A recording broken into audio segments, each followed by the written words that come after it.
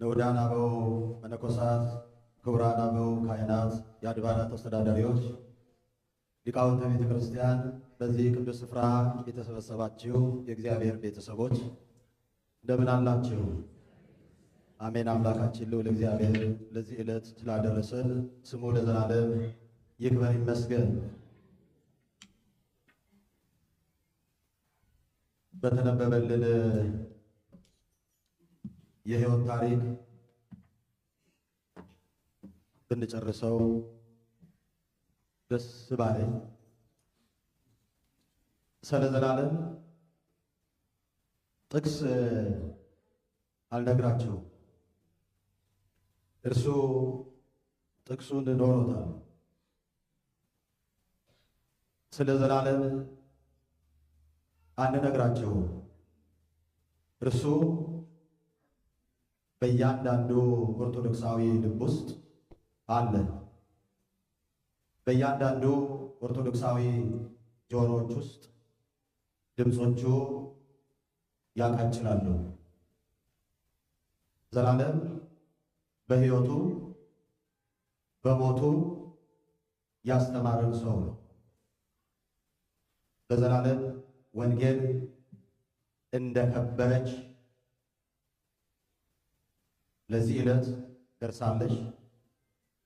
ወደፊትም እሱን እያስብን ወንጌል ትከብራለች።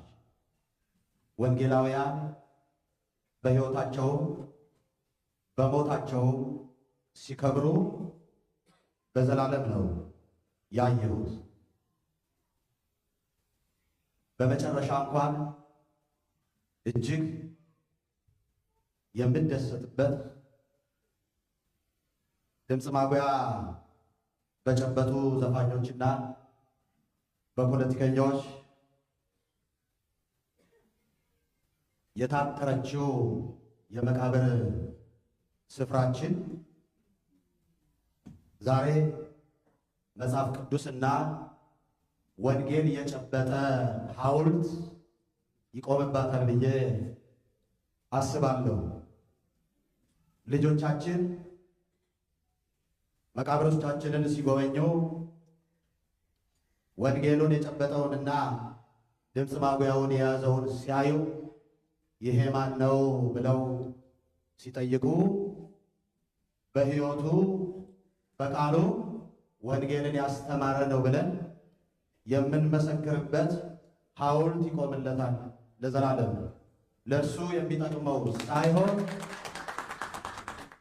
የሚጠቅመው ሳይሆን እኛ ልጆቻችን እንድንማርበት ነፍሱን በገነት ያሳርፍልን። እንወደዋለን፣ ሁሌም በልባችን ይኖራል። ሁሌም ወንጌልን ስላከበራት እናከብረዋለን።